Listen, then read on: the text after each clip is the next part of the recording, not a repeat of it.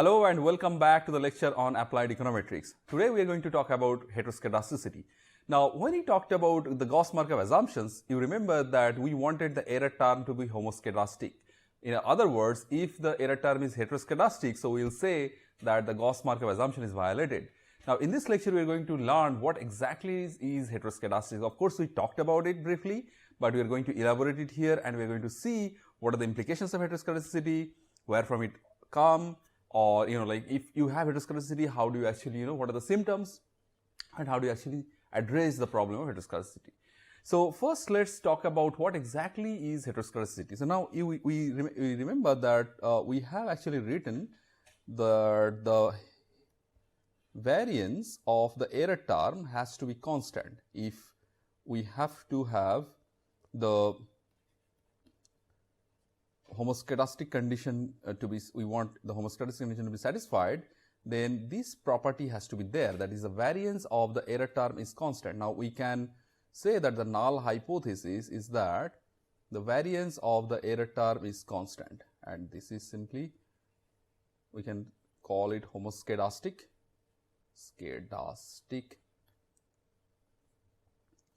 Spelling is always a little tricky.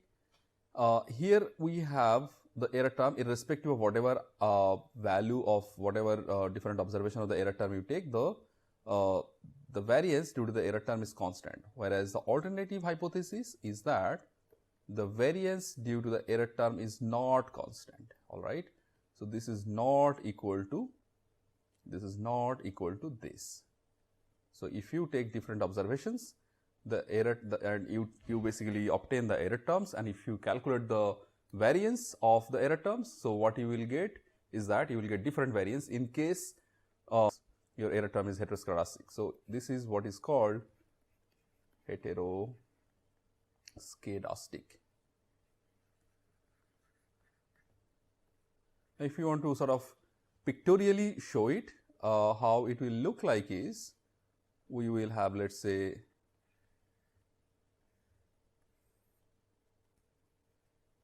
you can plot, let's say, the error term, and let's say here you plot the fitted y, and you will see the error term is going to look like this, something like this. Okay.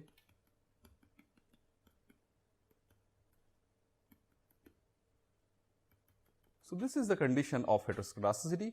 So usually we see heteroscedasticity when we deal with cross-sectional data, when we have variations across different categories like low, high category, different subpopulations. It may also happen due to the response error, due to model misspecifications, so forth.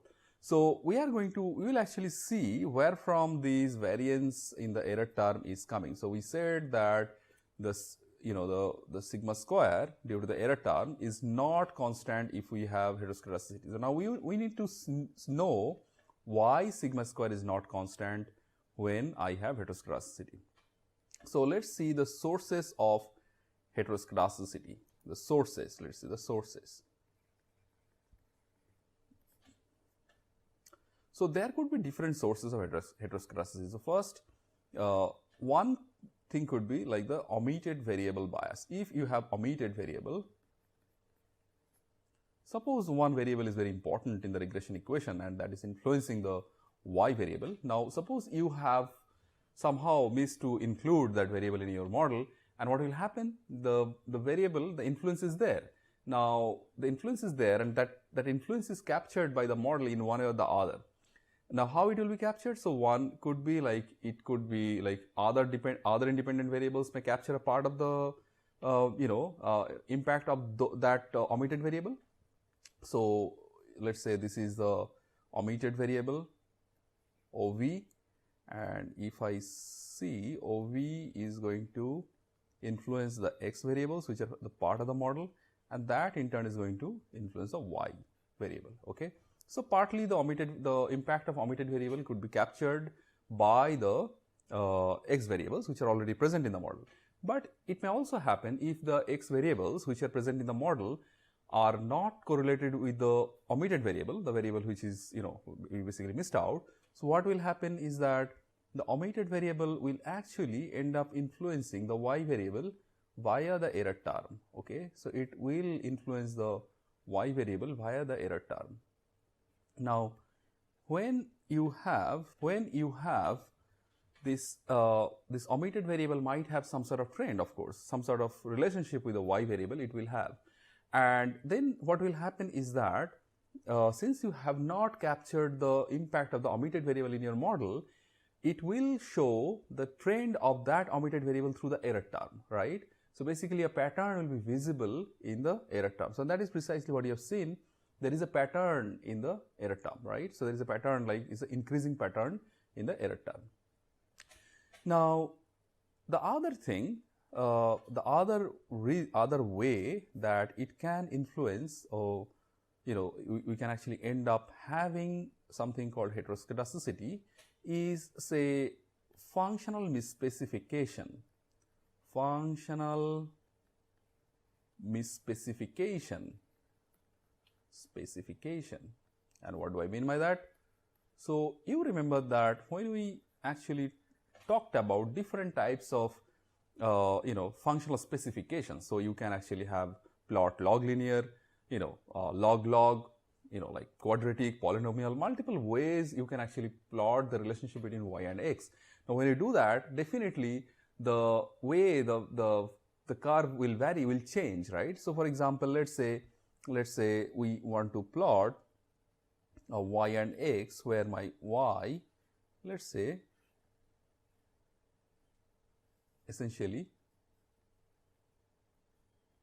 varies the log x, but what you have plotted instead is basically x. So if I just plot log x and x, so I will get a graph something like this. Now you ended up plotting something like a, say, linear, okay, something like a linear equation, where you have just, so in the first case, let's say you have your y is basically beta 1 plus beta 2 log x plus u, whereas in the second case your y is equal to beta 1 or b1 b2 x plus u. So let's say the true sort of true equation is this one, whereas you have actually plotted this one. So what will happen? This part, the remaining part, will not be captured in your model, right? The remaining part will not be captured in the model.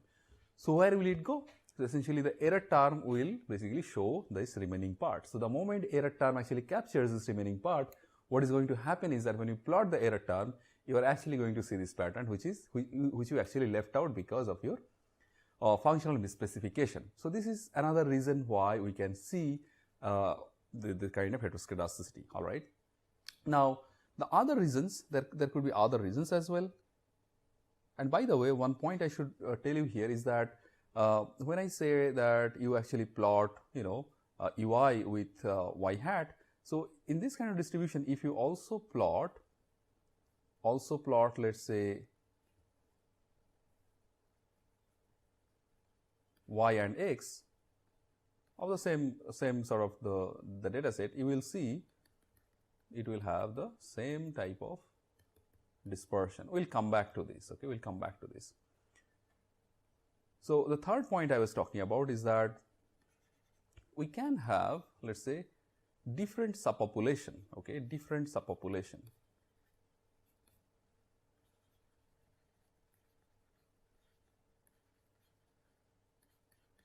Now, different subpopulation might have different characteristics, okay? And these different characteristics may actually be reflected when you have, say, when you actually take larger number of observations, when you take multiple types of subpopulations and so forth. So let's say we have different subpopulations like say black, white, Hispanic, let's say Hispanic, Asian. Now I am interested to actually plot sort of a regression where I have my expenditure as a dependent variable, and my income is the independent variable. Let's say beta 1 plus beta 2 income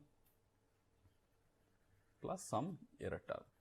Now, in this case, what will happen is that if different group might have different tendency of expenditure, they have different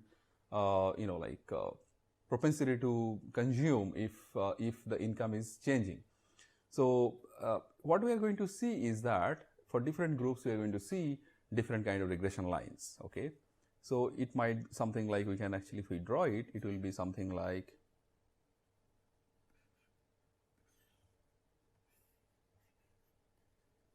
let's say this is for one category, this is for another category, and this is for another category. Okay. So for Z3 with change in income, it does not change in consumption as such, whereas the Z2 category actually have a slightly more consumption as compared to Z3, and Z1 has even more consumption than Z2. I mean, the graph could have been a little better. I mean, I could have actually made it a little more steep.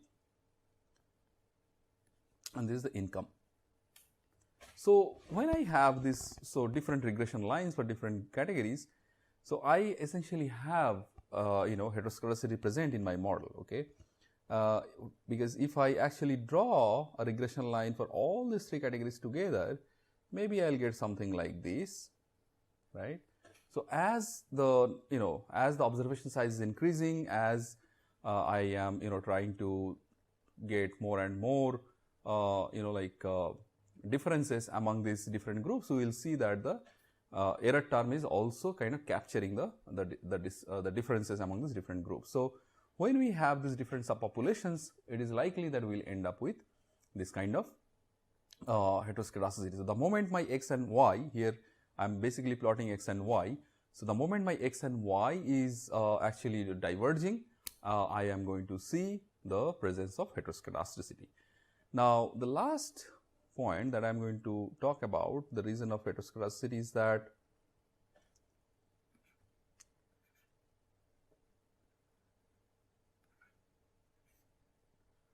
if there is if x and y has a sort of increasing sort of relationship, okay, so if y and x has an increasing sort of relationship, then what will happen is that the error term that is left out after you fit the new model, it is going to be also quite high, right? So when it is going to be quite high, what will happen is that when you plot the error term, it is also going to give you that sort of pattern, like as with the increase of the value of the x variable, you are actually going to see increasing value of the error term. So it is something like, if my y and x has this sort of relationship, increasing, or it could be decreasing also, I am just coming to that relationship. So we are going to see the presence of heteroscedasticity. Okay, and here my x could be there could be many examples of it. For example, a good example could be like the way we sort of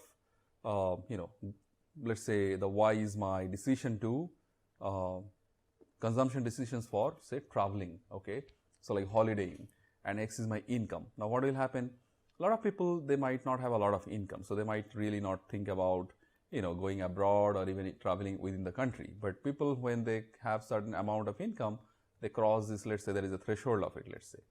When they cross this certain level of income, what will happen is that they will get this choice, okay. So they will have, they can choose whether to travel, like neighboring countries, or whether to travel a different continent, right? And even in the different continent, how lavishly they want to travel and so forth. So as the income increases, what will happen is the dispersion or the different choices of the of consumption will actually also increase, okay. And that is the reason the dispersion here is going to be pretty high as compared to the dispersion here. Similarly, you can think about the education and income, okay. Let's say, so note here I am basically plotting y and x here, okay. So even when I actually plot, say, error term and x instead of y and x, if I plot, say, error term in this column, in this axis, and x in this axis, we are going to see something similar, okay. or if we are going to plot error term here on the y-axis and fitted y on the x-axis, we are going to see the similar pattern. Okay, so just remember that, because they are essentially going to be represented in the pattern is going to be represented in all these different diagrams that you use. Now, the other example I was giving is that, let's say, income and education. So, if you see that the income level of people with lower education, normally people with if they are below certain level of education, the income level is not going to change very much. Okay, but as the income level increases, as the education level increases, you will see the income is going to be a little, the dispersion is going to be higher. For example, take someone who has already done graduation. Okay, so once someone has done graduation, he has a much higher scope of earning. Okay, or masters, he has much higher scope of earning. Or someone has done, once you are done with graduation or masters, you have the option to like do an MBA, to do different courses, vocational courses that will actually entitle you for a higher income. So when you have, or a PhD, you have, like, as you increase your earning education, your earning potential will also increase. So as you increase the education, your the dispersion of your income is also going to increase. Okay, and that is why we will see the heteroscedasticity to present at when you have the value of x higher. Okay, now so far we have shown the different reasons of heteroscedasticity, and we probably have got an idea that how heteroscedasticity looks like. Okay, so we probably have found that heteroscedasticity means, in all the examples it is looking like something like this. It's a diverging nature of the error term, let's say. So this is my error term. Okay, or you can plot error term, or y or whatever, depending on what you, let's say we just plot error term so that we don't confuse it with x. Okay, now will we always have the heteroscedasticity looking like this? Not necessarily. So the point is, when I say it is heteroscedastic, heteroscedastic, okay, of the error term, so that can also be something like this. So it may actually converge, going forward. It is also a possibility that error terms will converge. Okay, so that can also be error term or y is converging with x. Okay, so that is also a case of heteroscedasticity, because the variance is not constant. Or you can say that I may have, like, there could be many possibilities, right? So you can have something like this, something like, let's say, high error and then again diverging and then again converging. This is also a case of course, heteroscedasticity. Or it could be like this. So there could be numerous cases of heteroscedasticity. So you can just think about it. Right? Now, to kind of sum it up, is that the heteroscedasticity essentially means the non-constant variance of the error term, and it can have different kind of shapes, but usually we will see this kind of relationship, because usually what happens is y and x has an increasing relationship, not necessarily all the time, but usually. And when y and x has an increasing relationship, we are also going to see this kind of distribution of the error term, and this is essentially what we call heteroscedasticity. So in this lecture, we have understood what is heteroscedasticity and what are the different sources of heteroscedasticity, where it comes from. And with this, we will end this lecture, and in the next lecture, we are actually going to talk about how to actually first understand that whether heteroscedasticity is there in the distribution or not. And there it will come, like, we will actually see the importance of actually graph plot. We are actually going to plot the data to sort of understand if there is heteroscedasticity in the model or not. So with this, we will end the lecture here. Thank you.